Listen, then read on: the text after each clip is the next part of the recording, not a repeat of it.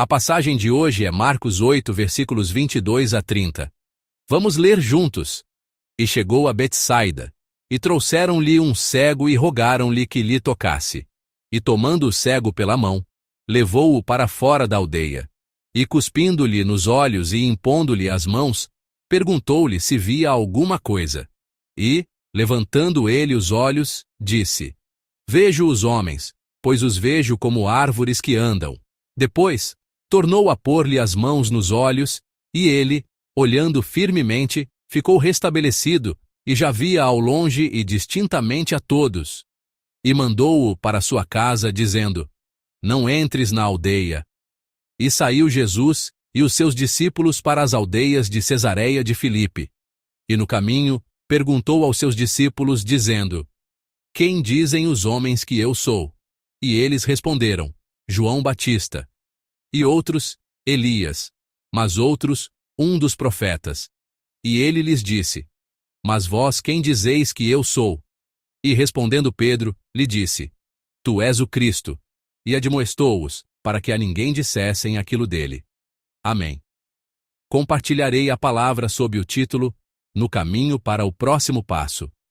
O vídeo que vimos anteriormente mostra uma atleta que, mesmo após sofrer uma grave lesão em uma competição esportiva internacional há alguns dias, perseverou em seu desafio e conquistou a medalha de ouro.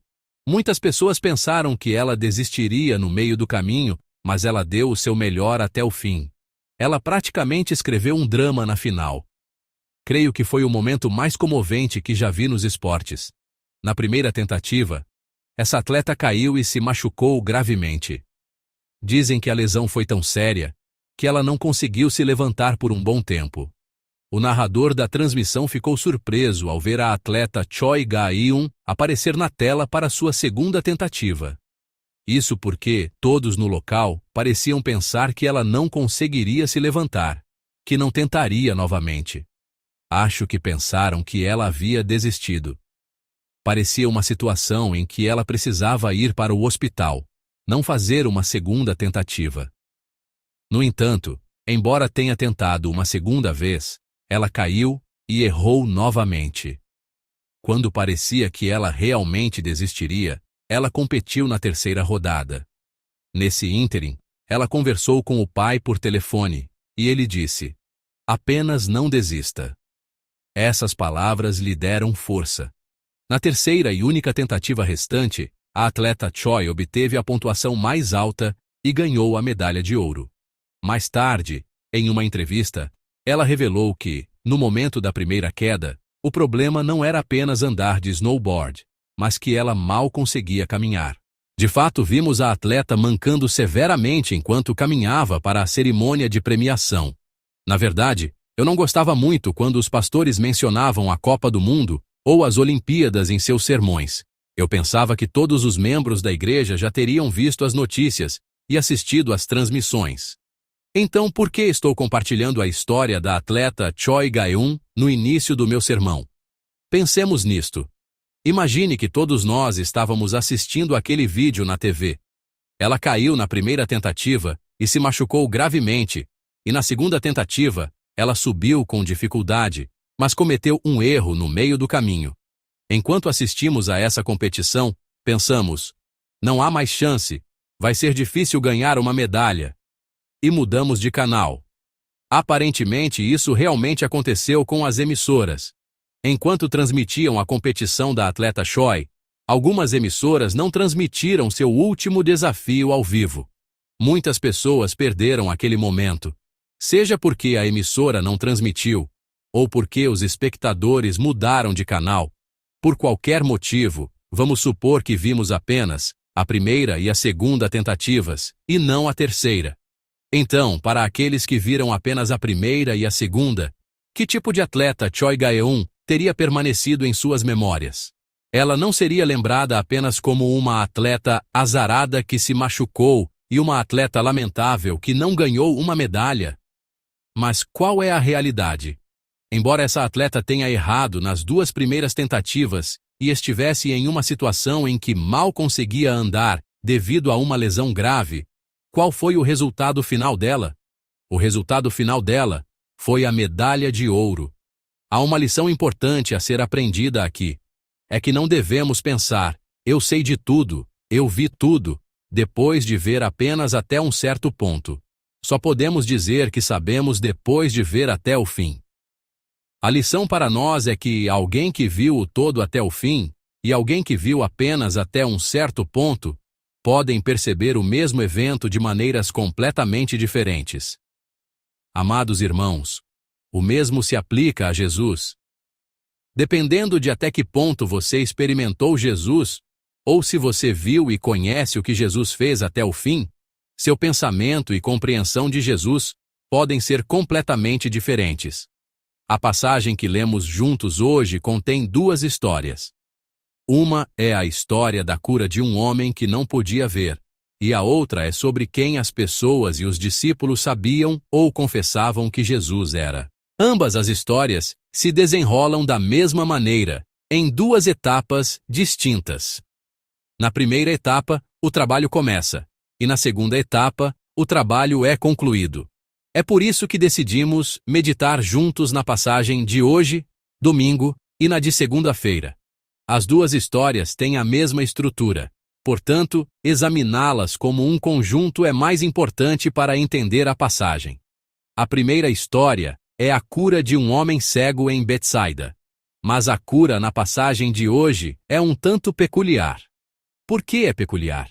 Porque até agora, as curas de Jesus aconteciam de forma que, com uma única palavra como levanta-te, os que não podiam se levantar, levantavam-se, e com apenas uma palavra como anda, os que não podiam andar, andavam.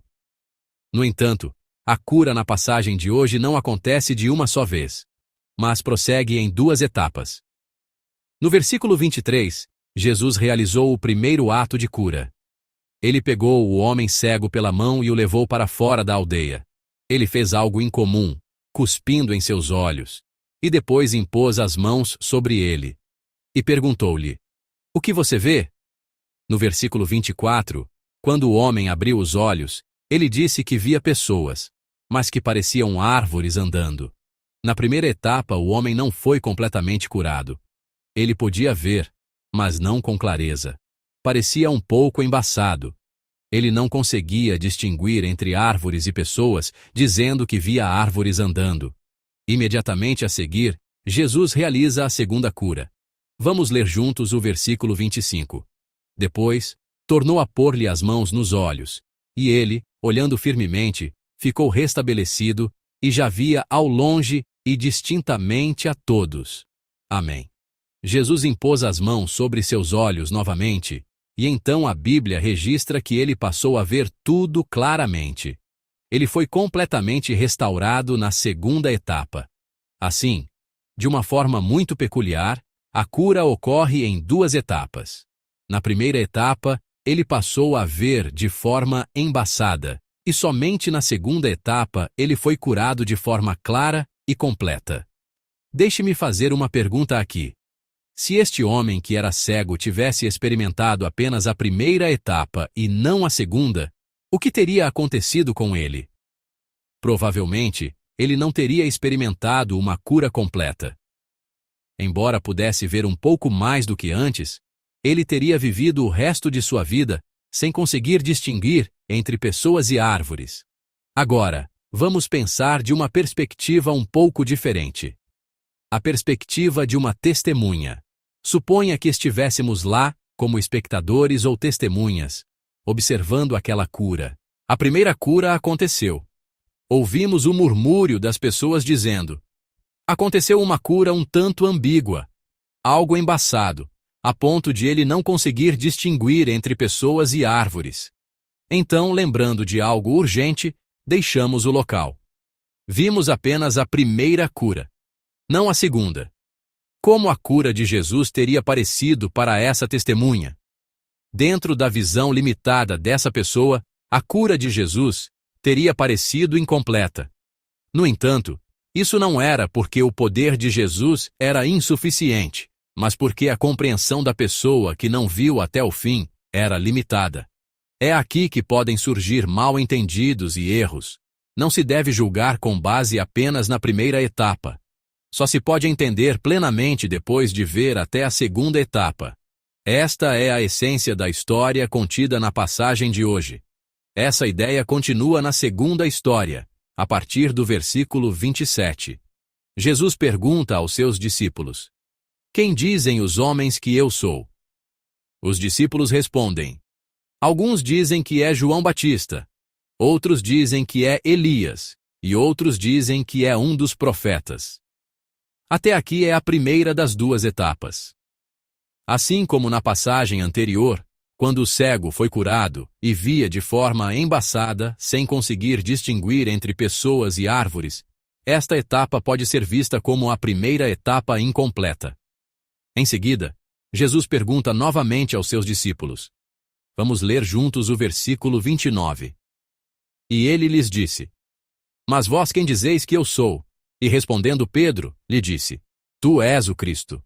Amém. Jesus perguntou aos seus discípulos: E vós, quem dizeis que eu sou? Pedro responde: Tu és o Cristo. Esta é a segunda etapa. Esta confissão é a confissão completa. As pessoas consideravam Jesus como um dos profetas, alguém como João Batista ou Elias. Embora essa confissão não esteja totalmente errada, não se pode dizer que se conhece Jesus de forma precisa e completa, com base nela. É como saber, mas saber de forma embaçada, como não conseguir distinguir se algo é uma árvore ou uma pessoa. Eles não conseguiam distinguir entre Jesus e um profeta. A partir dessa confissão, é preciso avançar para a próxima etapa, a segunda etapa. Portanto, essas duas histórias na passagem de hoje contêm uma única mensagem. A mensagem é que não se deve permanecer na primeira etapa, mas deve-se ir para a segunda. É preciso ver a segunda etapa, o todo, para saber corretamente. Este é o tema comum e central contido nessas duas histórias na passagem de hoje. Então, meus irmãos, permitam-me fazer a pergunta novamente. Por que Jesus de repente fez as coisas de uma maneira que nunca havia feito antes? Por que Jesus de repente passou por duas etapas? Será que Jesus realmente não tinha o poder de curar? Ou seu poder era um pouco insuficiente, e por isso ele passou por essas duas etapas? E por que esse evento teve que acontecer neste exato momento? Para ir direto à conclusão, é porque Jesus está agora se preparando para o seu segundo ministério. E esse segundo ministério é mais essencial e mais importante. Como o título do sermão de hoje, Jesus está agora no caminho para o próximo passo. Até agora, Jesus ministrou principalmente na Galileia. Ele viajou de barco de um lado para o outro do mar da Galileia, ministrando nas cidades ao longo da costa da Galileia. Agora, o que Jesus está prestes a fazer é deixar a Galileia. E para onde ele vai depois de deixar a Galileia? Ele está deixando a Galileia para ir a Jerusalém. No versículo 27 da passagem de hoje, há uma palavra importante que indica isso. É a palavra no caminho. No caminho. Jesus está agora com seus discípulos no caminho para Jerusalém, naquele ponto de junção.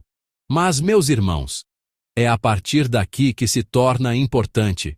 Por que Jesus tem que ir para Jerusalém? É por causa do propósito e da razão pela qual Jesus está indo para Jerusalém que a próxima etapa, a segunda etapa, é mais importante. O propósito de Jesus ir a Jerusalém não é simplesmente mudar o local de seu ministério. Não é que ele simplesmente tenha mudado seu local de ministério para encontrar um lugar onde mais pessoas se reúnem, o centro da religião e da política. A razão pela qual Jesus foi para Jerusalém é uma só: é para sofrer. A razão pela qual Jesus desceu para Jerusalém foi para sofrer e morrer na cruz. O segundo ministério, a segunda etapa que está prestes a se desenrolar, é o sofrimento, a morte e a ressurreição. Jesus foi a Jerusalém para morrer. É por isso que a segunda história é importante. Se olharmos apenas para a primeira história, a história de Jesus é apenas uma história de milagres. E a história de Jesus é apenas a história de um profeta, ou apenas a história de uma pessoa poderosa. Mas por causa desta segunda história, a história do nosso Jesus se torna completamente diferente. Ele não é alguém que apenas cura doenças físicas, expulsa demônios e proclama palavras de sabedoria. Nosso Jesus é mais do que isso. Ele é aquele que salva toda a humanidade do pecado. Jesus é aquele que veio para quebrar a maldição do pecado e da morte que sobreveio a toda a humanidade. É por isso que a segunda parte é importante. Se conhecermos apenas o ministério da primeira etapa, será difícil perceber essa essência de Jesus, essa verdadeira natureza de Jesus. Apenas o vemos de forma embaçada. É por isso que esta segunda etapa é necessária. Não é que Jesus curou o cego em 2 etapas porque não tinha poder para curar. Nosso Jesus passou por 2 etapas para curar aquele cego, a fim de nos mostrar a todos a importância da segunda etapa de seu ministério, que está prestes a se desenrolar. Porque este é o momento. Agora mesmo, pouco antes de descer para Jerusalém, aqui mesmo, este é o caminho para o próximo passo. O segundo ministério que começa agora. Este ministério é tão importante. Este segundo ministério é o verdadeiro significado, o verdadeiro propósito pelo qual Jesus veio a esta terra na forma de um homem, na forma de um servo. A cura em 2 etapas e a confissão em 2 etapas contém o profundo significado, o tema central, sobre a essência do ministério de Jesus que está prestes a se desenrolar. Amados irmãos, só se sabe de verdade quando se conhece o todo. Se você tivesse mudado de canal depois de ver apenas a primeira e a segunda tentativas da atleta Choi Ga-eun, provavelmente não teria visto a história da medalha de ouro que se seguiu. Da mesma forma, se você tivesse deixado a cena depois de ver apenas a primeira cura do paciente que perdeu a visão, provavelmente não teria testemunhado a cura real, a cura completa, o poder de nosso Jesus que torna tudo completo.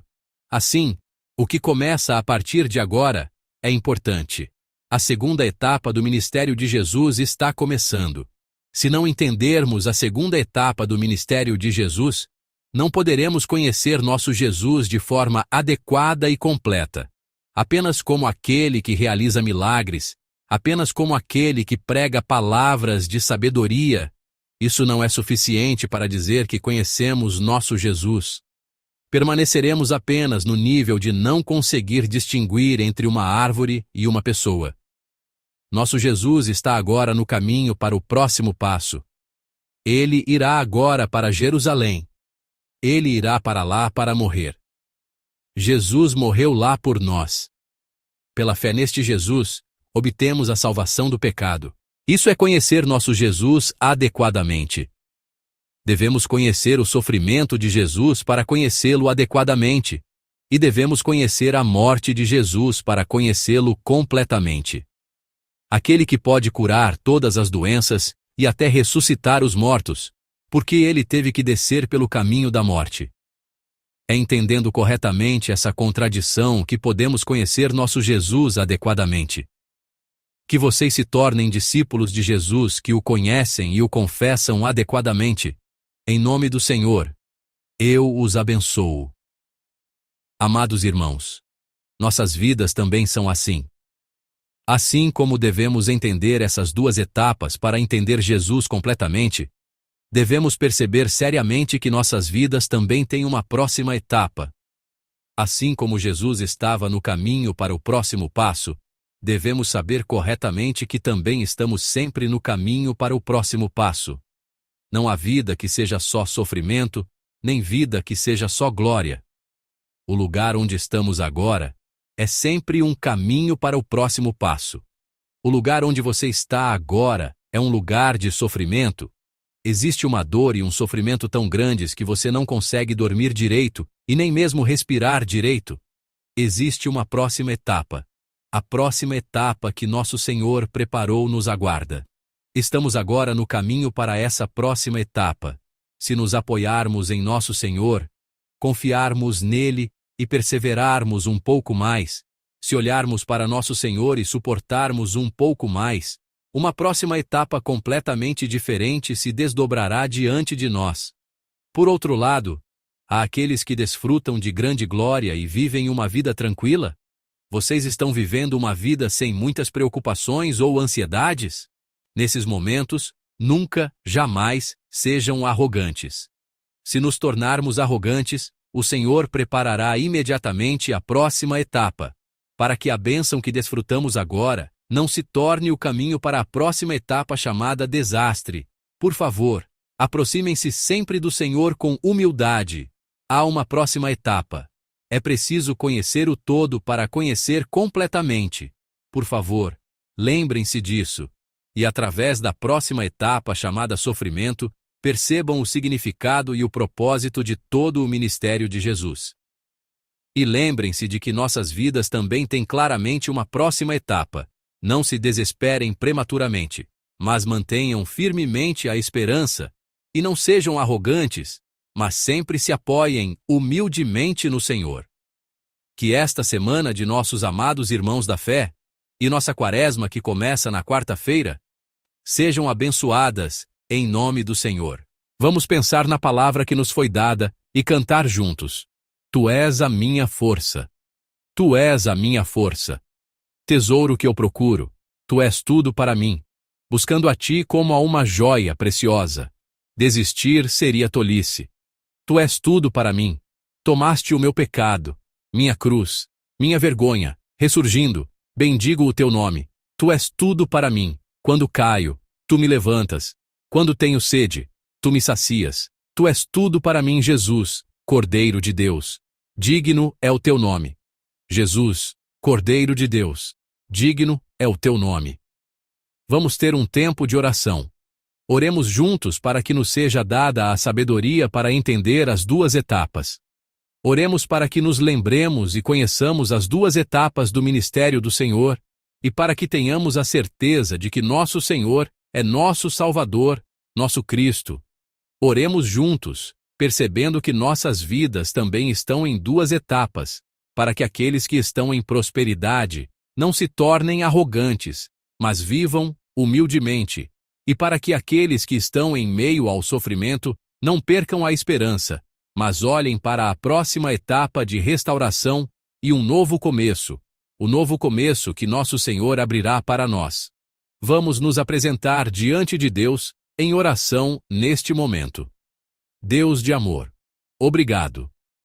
No caminho para a próxima etapa de seu ministério, obrigado por nos mostrar pessoalmente as duas etapas para nos deixar saber claramente quem Jesus é. Que possamos olhar para trás e verificar se nossas vidas também estão no caminho para a próxima etapa. Se as pessoas em lugares de prosperidade se tornarem arrogantes, o Senhor preparará a próxima etapa chamada desastre. Mas para nossos irmãos da fé em lugares de sofrimento, cremos que nosso Senhor está sempre preparando a próxima etapa de restauração e um novo começo. Que todos os nossos irmãos da fé possam viver olhando somente para o nosso Senhor, com temor e esperança no caminho para a próxima etapa. Também durante esta próxima semana, que possamos viver sem pecar, olhando para o Senhor e pregando o Evangelho. E durante o período da quaresma que começa na quarta-feira, que seja uma quaresma preciosa em que gravamos profundamente em nossos corações o significado da cruz de nosso Senhor, que morreu por nós e sofreu por nós, a segunda etapa do ministério de Jesus. Obrigado. Em nome do nosso Senhor Jesus Cristo, oramos fervorosamente. Amém.